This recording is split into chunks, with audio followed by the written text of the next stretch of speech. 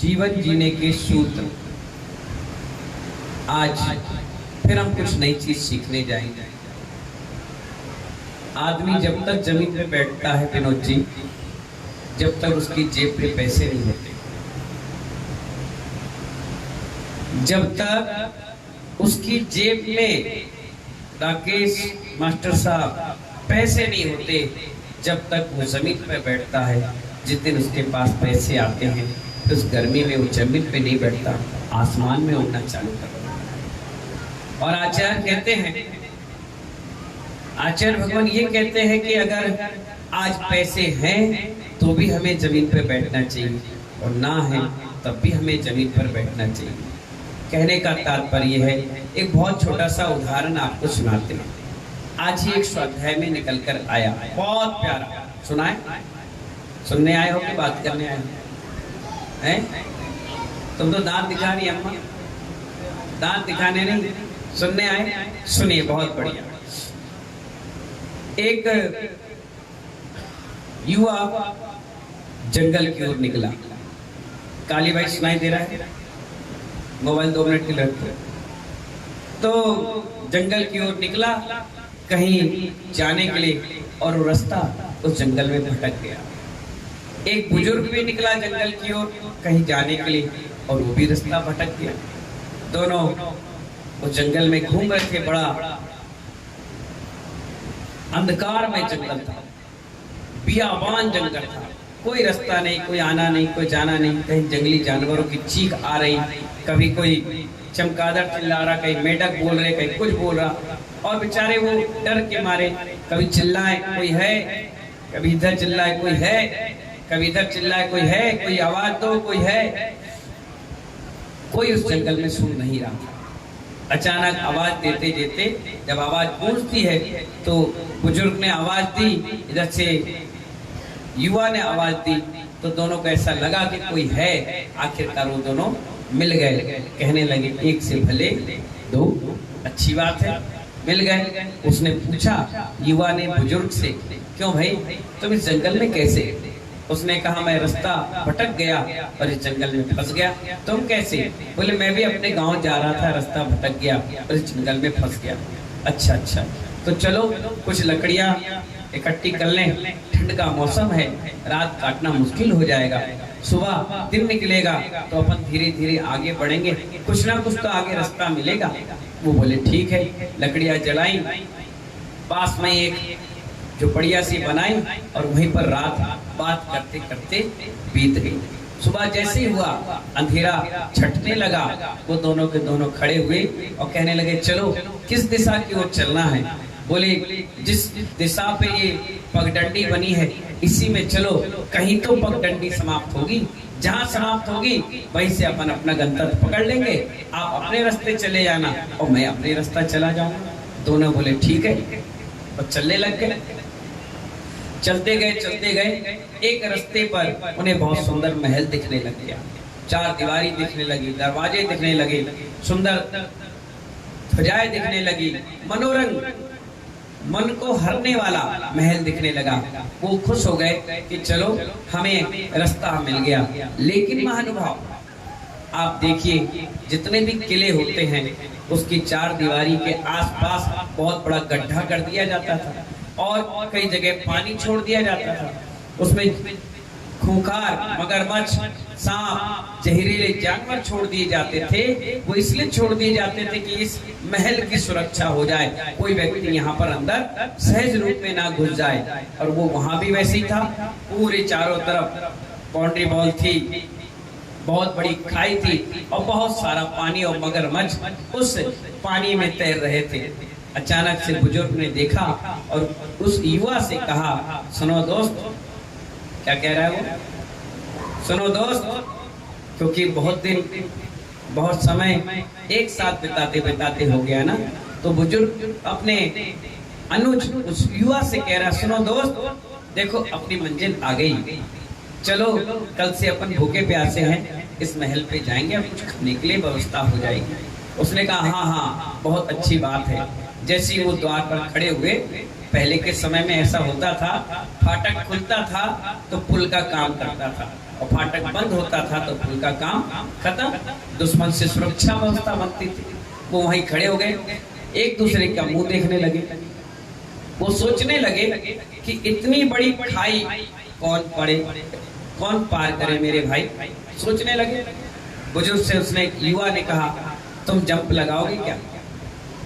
उसने कहा नहीं भाई, नीचे मगरमच्छ खा लेगा। उसने युवा से कहा, तुम युवा हो, तुम जंप लगा लो। बोले मैं भी नहीं लगाऊंगा। दोनों वहीं बैठे रहे, 5-10 मिनट, आधा घंटा सोचते रहे। अगर ऐसे ही बैठे रहेंगे तो भूखे मर जाएंगे। ना कोई आ रहा है ना कोई जा रहा है। जब तक हम जंप लगाकर आगे जाकर के अपना परिचय नहीं देंगे, जब तक हमारी एंट्री नहीं होगी, क्या करें? बुजुर्ग ने कहा, सुनो, मैं पहले दौड़ता हूँ, मैं पहले पहुंच गया, अगर तुम गिर गए तो मैं तुम्हें निकाल लूंगा, अगर मैं गिर गया तो तुम जंप लगा लेना, तुम मुझे निकाल लेना। दोनों की दोस्ती बड़ी गहरी हो गई थी। दोनों ने सलाम मशवरा किया और बोले ठीक है, चलिए पहले कौन कूदे? बुजुर्ग कह रहा तुम, युवा कह रहा है तुम। बोले नहीं नहीं, तुम बुजुर्ग हो, तुम पहले कूदो। बोले नहीं नहीं, तुम युवा हो, तुम पहले कूदो। दोनों ने कहा चलो कोई बात नहीं है। युवा बोला मैं पहले कूद जाता। फिर बुजुर्ग सोचा अगर ये कूद गया तो अब मुझे ही छोड़ जाएगा, नहीं पहले मैं कूदूंगा। उसने कहा नहीं, तुम कूद गए तो मुझे छोड़कर भाग जाओगे, नहीं मैं कूदूंगा। फिर दोनों में बात विवाद होता रहा। फिर बुजुर्ग ने कहा चल तू कूद जा, मेरी जिंदगी तो मैंने जी ली, तू कूद जा, जा। और वो लड़का पीछे गया 10-20 कदम, 1 2 और 3, दौड़ा तेजी से, बहुत स्पीड से, और ऐसी डाई लगाई कि बिल्कुल बाउंड्री में जाके ठप करके कीचड़ में गिर गया। बुजुर्ग जोर से हंसा, बेटा पहले कह रहा था मत कूद, खाई कूदा, अब मत, फटाफट उसे बचा के बेचारा किनारे आ गया। बुजुर्ग बोला ये खाई तो मैं चुटकियों में पार कर लेता, पहले मैं तुझे देख रहा था, तू पार कर पाता है कि नहीं? वो भी हंसने लगा, कहने लगा तू 60 साल का, तू कहाँ पार कर पाएगा? मैं 28-29 साल का, मैंने पार नहीं की। वो सोचा तुम पार नहीं कर पाओगे। उसने कहा अभी रुको, 5 मिनट रुको। वो भी गया, जितने कदम वो चला, और उसने बोला 1 2 और 3, दौड़ा तेजी से, सीधे डाई लगाकर उसने पार कर ली। जैसी पार कर ली, वो युवा बड़ा ध्यान से सोचने लग गया। उसने सोचा तुम बुजुर्ग नहीं हो, तुमने बाल सफेद कर रखे, तुम मेरी जैसे युवा हो। बोले नहीं, मेरी उम्र 60 साल है। क्या बात थी कि तुम इतनी बड़ी डाई लगा ली? तुमने कहीं प्रैक्टिस की थी? तुम लॉन्ग जंपिंग वाले थे? कोई प्लेयर थे? क्या थे? उसने कहा अभी नहीं बताऊंगा, पहले महल चलो, मुझे ढंग से खाना खिलाओ, फिर मैं तुम्हें बताऊंगा। उसने कहा ठीक है। महल पर गए, द्वारपाल ने गेट देखा, कौन हो भाई, कहाँ से आए हो? यात्री हैं, रास्ता भटक गए और पार करके ऐसे करके आए। उन्होंने कहा ठीक है। खबर भेजी, दोनों की एंट्री हुई, नहाए धोए तैयार हुए, भोजन पानी हो गया। उस लड़की के अंदर भोजन नहीं उतर रहा था, उसके मन में बार बार एक बात घूम रही थी कि मैं युवा होने के बाद भी उस खाई को पार नहीं कर पाया, बिल्कुल लास्ट मोमेंट पर मैं गिर गया, लेकिन ये बुजुर्ग कैसे पार कर गया? आपके मन में भी आ रहा होगा, मुझे मालूम है। क्लाइमेक्स अभी बाकी है रानू भाई, क्लाइमेक्स अभी बाकी है। महावीर भैया अभी तो 1 महीना बीता है, अभी क्लाइमेक्स बाकी है। महानुभाव जैसे ही उस बुजुर्ग ने भोजन कर लिया, डकार ले ली बढ़िया से, लड़के ने बार बार कहा सुनो दोस्त, तुमके दोस्ती का वास्ता, बताओ तुमने डाई कैसे पार कर ली, इतनी बड़ी खाई कैसे पार कर ली डाई लगाकर, कैसे किया बताओ? बोले देखो तुमने खूब सेवा कर ली मेरी, अब मैं भी अपने रास्ते निकलूंगा, तुम भी अपने रास्ते निकलोगे। सुनो मेरी जेब में हाथ डालो। उसने जेब में हाथ डालो, कोई चिराग विराग रखा है, क्या रखा है? बोले जेब में हाथ तो डालो। उसने जैसी जेब में हाथ डाला, कुछ पैसे रखे थे। क्या रखे थे? पैसे रखे थे। उसने कहा ये तो पैसे हैं, बोले बस इसी पैसे के चक्कर में मैंने तो डाई लगा ली। बोले डाई लगा ली? बोले क्या? बोले बैठो, कभी कभी बुजुर्गों का अनुभव भी लेना चाहिए। बोले काय का अनुभव? उसने कहा जिसके पास पैसे होते हैं वो जमीन पे नहीं टिकता, वो आसमान पे उड़ जाता है। जिसके पास पैसे होते हैं, लक्ष्मी होती है, दौलत होती है, प्रॉपर्टियां होती हैं, वो कहाँ पे नीचे जमीन पर टिकने वाला है। मेरी जेब में पैसे थे, मुझे लगा अगर मैं डूब गया, कीचड़ में गिर गया तो ये आने जाने के खर्चे कहाँ से निकलेंगे। तो पैसे को बचाने के कारण मैंने पूरी एनर्जी अपनी लगा दी, और तुम्हारी जेब में पैसे नहीं थे, तुम्हारा फ्यूचर ही कुछ नहीं था, तुम कहाँ जाओगे, क्या करोगे, इसलिए तुम कीचड़ में गिर गए। और मेरे जेब में पैसे थे तो मैंने डाई लगा के पूरी जी जान से उस लक्ष्य को प्राप्त कर लिया। महानुभाव, यही मैं आपसे कहना चाहता हूँ। पैसे की गर्मी बहुत तेज होती है। जिसके हाथ में पैसा होता है वो भगवान को भी नहीं देखते। मालूम है, कई बार ऐसी स्थिति बनती है, लोग शांति धारक की बोली ले लेते हैं। क्या ले लेते हैं? और कहते हैं रुको, हम कपड़े बदल कर आ रहे हैं। अब आप कभी कभी सोचिए, हम किसको रोक रहे हैं? महंत कुमार जी, हम किसको रोक रहे हैं? उनको जिनको मोक्ष जाने से कोई नहीं रोक पाया, जिनको दीक्षा लेते कोई नहीं रोक पाया, जिनके गर्भ कल्याण को कोई नहीं रोक पाया, जिसने तप कल्याण किया कोई रोकने वाला नहीं था, जिसने केवल ज्ञान पर अपनी वाणी को नहीं रोक पाया। हम उनको कह रहे रुको, हम आ रहे हैं, रुको, लाडू चढ़ा मत देना, मेरी माँ आ रही है, रुको, मेरा परिवार आ रहा है, रुको महाराज जी, रुको, मेरा बेटा आ रहा है, महाराज जी रुको। नहीं मानोगा। हम कौन होते हैं रोकने वाले? बिल्कुल नहीं। ये बहुत अच्छी बात है कि हम जैसे निर्घंट साधु बहुत सरल है, जो तुम्हारी थोड़ी सी भक्ति के कारण प्रसन्न है। और तो और विधान भी लोग बड़े स्टाइल से करवाते हैं। भैया देखो 2 घंटे में समाप्त कर देगा। लोग आज भी पूछते हैं कि महाराज श्री 27 तारीख को विधान होगा, कितनी देर बैठना पड़ेगा? रामजी लाल जी पूछते हैं कितनी देर बैठना पड़ेगा। मैं बहुत जोरदार हंसता हूँ। वो कहते हैं महाराज जी आपको मेरी बात बहुत अच्छी लगी। मैंने कहा नहीं, तुमने प्रवचन का मैटर मुझे दे दिया, अब मैं शाम के 6 बजे तुमसे बात करूंगा। मैं कहता हूँ पिक्चर जाने के बाद, कभी टिकट लेने के बाद आप उस काउंटर में पूछते हो क्या कितनी देर तक झेलना पड़ेगा? बताओ। शादी में जाने के बाद कभी बोलते हो कितनी देर तक ये डीजे साउंड चलेगा, कितनी देर तक ये पार्टी चलेगी, कितनी देर तक ये नाचना गाना चलेगा, कितनी देर तक बारात में चलना पड़ेगा? वहां तो अनलिमिटेड कॉल है, और यहाँ पर 2 घंटे में काम खत्म कर दो, आधे घंटे में खत्म कर दो। अगर मैं एक विधान 6 घंटे चला लूं तो अगले विधान से माताएं बहनें सब भाग जाएंगे, कहेंगे 2 बजा दिया, हम कब घर जाएंगे, कब क्या करेंगे, कब क्या होगा? नहीं, हम तो भैया 2 घंटे वाला काम करो, चट मंगनी पट गया, काम ही नहीं, थोड़ा से में काम हो जाए। नहीं महान भाव, धर्म को हमने खेल बना दिया है, जबकि धर्म खेल खेल में तो हो सकता है, लेकिन धर्म में कभी खेल नहीं हो सकता। इसलिए आचार्य कहते हैं जितनी गर्मी है इस बारिश में धो लो, बिल्कुल जमींदार हो जाओ, जमीन के अंदर इस फर्श पर बैठ करके उस आनंद को लीजिए जिस आनंद को तीर्थंकरों ने भी लिया है। किसको लिया है? तीर्थंकर चाहते तो मुनि अवस्था में स्वर्ग से भोजन उनका आता, सारी व्यवस्था नंबर 1 की होती, लेकिन वो जानते थे बिना कर्म किए मुझे मोक्ष नहीं मिलने वाला। जितने मेरे कर्म हैं वो सब यही नष्ट करना पड़ेगा, निर्जरा करना पड़ेगा, तभी मुझे मोक्ष होगा। इसलिए उन्होंने इतनी विभूतियों को सब कुछ ही छोड़ करके मोक्ष जैसे सुख को प्राप्त कर लिया। इसलिए महानुभाव, तीर्थंकर भगवान के सामने जीवन में कभी अपने पैसे की गर्मी मत दिखाना। वहाँ कहना प्रभु तुम्हारे आशीर्वाद से मिला है और तुम्हें को अर्पण कर रहा हूँ। मेरा क्या है, मैं क्या लेकर आया था? जब बच्चा आता है तो दोनों मुट्ठी बांध कर आता है। क्या बांध के आता है? क्या? जोर से बोलो।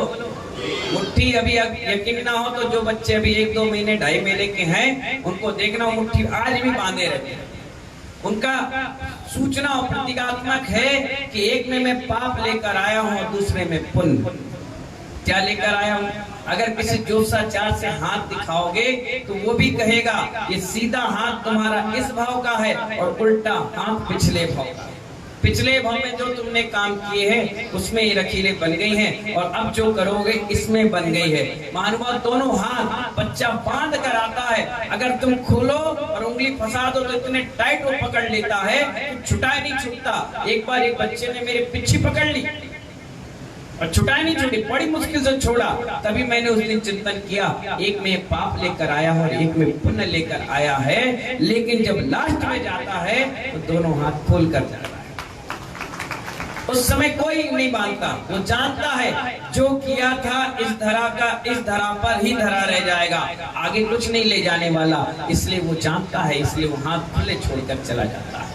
जितनी गर्मी, जितने अहंकार, जितना टकराव, जितना ममकार, सब इस धरा पर छोड़ चला जाता है। इसलिए महानुभाव बुजुर्ग हमको शिक्षा दे रहा था, जिसके पास पैसा होता है वो जमीन पे नहीं टिकता है, वो आसमान पर उठता है। आप देख लीजिए, आपका बच्चा है, छोटा सा बच्चा है, स्कूल से आएगा, खेलेगा कूदेगा, जैसे ही उसकी माँ के पास आएगा, माँ 5 रुपए दो, 10 रुपए दो, 10 रुपए दो, माँ कहीं दे रहे हैं, घूमता रहेगा, कहीं पल्लू खींचेगा, कहीं बाल खींचेगा, कभी इधर बैठेगा, कभी उधर बैठेगा, खेलते रहेगा इधर उधर। जैसे ही तुमने 10 रुपए दिए, बस अब वो गायब, अब वो आसमान में उड़ गया। अब तुम उसको पकड़ नहीं पाने वाले। बोले बेटा सुनो, अरे काय के लिए सुनो, 10 मिल गए, अपन चले। पापा कह रहे पानी ला, मम्मी से मांगो, अपन चले। क्योंकि पैसे की गर्मी तो बच्चों को भी नहीं छोड़ती। जब पैसे जेब में हो ना तो बच्चे भी अपने बाप को बाप नहीं समझते, वो समझते ही ऐसे ही है। पैसे की गर्मी बहुत तेज है, इसलिए महानुभाव पैसे की गर्मी निकालने के लिए अंतरंग का एक तप है, वो है मान कसाय छोड़ना, सबसे बढ़िया। और आज हमें इसी सब्जेक्ट पर चर्चा करना है कि पैसे की गर्मी कभी नहीं। देव साथ गुरु के आगे सामने क्या पैसा और क्या रुपया और क्या धन और क्या दौलत, जब उन्होंने सब कुछ छोड़ करके आ गए तो तुम्हारा घर मकान देखकर, तुम्हारे चंद पैसे को देखकर वो क्या तुमसे भूलेंगे और क्या करेंगे? उनका काम ही क्या, कुछ मतलब नहीं। एक 50 का नोट मेरे कमरे के सामने गिरा पड़ा है, 3 दिन से गिरा पड़ा है। 1-2 लोग उठाए भी, मैंने क्या उठा रहे हो? मेरी नजर बहुत तेज है, मैं देख तो लिया था। मैंने कहा क्या उठा रहे हो? उसने कहा 50 का नोट गिर गया। मैंने कहा 50 के नोट के चक्कर में तो खुद गिर गया, तू नहीं उठ पाएगा। 50 के नोट के कारण तो खुद गिर गया। जो आदमी अपने बाप के सामने नहीं झुक रहा, अपने भगवान के सामने नहीं झुक रहा, अपने गुरु के सामने झुक रहा, वो 50 के नोट के सामने झुक गया। मैंने तेरी औकात समझ ली, तेरा औकात सिर्फ 50 के नोट के। अरे नहीं नहीं, मैं रख दिया। मैंने कहा बोल के रखा तो क्या रखा, अब बोल के रखा तो क्या रखा। तेरी इज्जत वही समझ में आ गई कि तेरी वैल्यू 50 रुपए से कम नहीं है तेरी। अगर तू इज्जतदार व्यक्ति होता तो 50 के नोट को नहीं, सिर्फ गुरु को देखता। नजर का फेर है महानुभाव। इसलिए आपसे कहना है कि एक बहुत बढ़िया उदाहरण मैं कई बार देता हूँ सुखचंद का।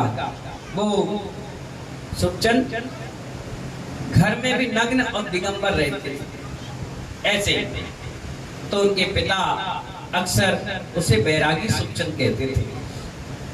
सुबह सुबह वो निकल जाते थे जंगल की ओर और वहां जाकर समय करते थे, साधना करते थे, और ऐसी नग्न जैसे हम हैं ऐसे और वापस आ जाते थे।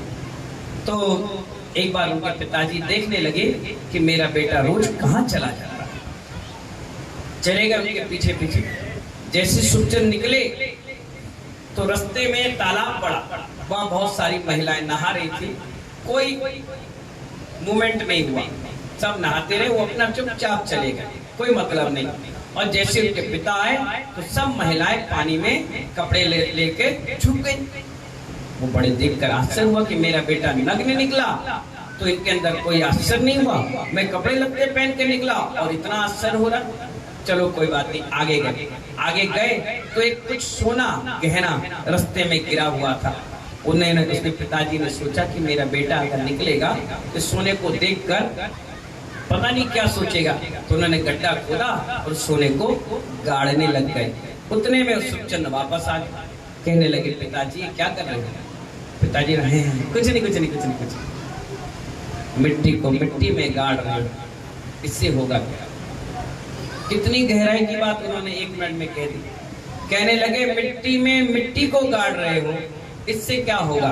बोले बेटा मैंने सोचा कहीं तुझे। बोले नहीं, मैं जब मंदिर शमशान की ओर निकलता हूँ सामायिक करने, तो मेरी निगाह नीचे होती है, अपनी अंतर आत्मा में होती है। ना मुझे महिलाएं दिखती है, ना तालाब दिखता है, ना सोना दिखता है। ये सोना तो जब से दिख रहा है जब से मैं सामायिक करने जा रहा हूँ, लेकिन मेरी नजर आज तक इस सोने पर, उस महिलाओं पर नहीं गई, क्योंकि मेरी नजर मेरी आत्मा पर, मेरी आत्मा पे है। इसीलिए कोई मूवमेंट उन महिलाओं का नहीं हुआ, क्योंकि वो रोज उस तालाब में आती थी और रोज मुझे देखती थी कि मैं चुपचाप चला जाता हूँ, ना इधर देखता हूँ ना उधर देखता हूँ, ना सोने पर नजर होती ना किसी की चांदी पर नजर होती है। ऐसे व्यक्ति घर में बैरागी रहते हैं, जिनको उस पैसे से, उस सोने से, उस दौलत से, उस वासना से कोई मतलब नहीं होता। और यही स्वरूप हमारे दिगंबर साधुओं का होता है। तुम कितना बड़ा मकान बना लो, कितनी बड़ी दुकान खोल लो, खाओगे क्या? गेहूं से बनी रोटी, चावल, सब्जी। पियोगे क्या? पानी, और तो कुछ नहीं पियोगे। ये हो सकता है कोई मिनरल वाटर पिएगा, कोई आरओ का पिएगा, इससे ज्यादा तो कुछ नहीं कर सकता। तो महानुभाव, कितना बड़ा मकान बना लो, कितनी धन दौलत कमा लो, कितनी सुंदर गाड़ियां रख लो, ये सब के सब कर्म बंध का कारण है। और जितना इससे बचोगे उतना ही पुण्य बंध का कारण है।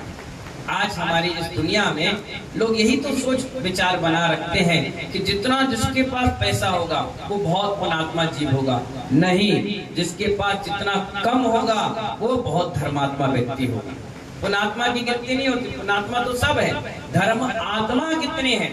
अगर मैं आपसे पूछूं कि इस प्राणिमंडल में कितने लोग धर्मात्मा हैं, तो आप लोग कहेंगे हमारी माँ धर्मात्मा, कोई कहेगा हमारा पिता धर्मात्मा, कोई कहेगा ये धर्मात्मा। लेकिन महानुभाव, सिर्फ इतने बड़े प्रांगण में, पूरे डबरा में 2 धर्म आत्मा है जो मंच पे बैठे।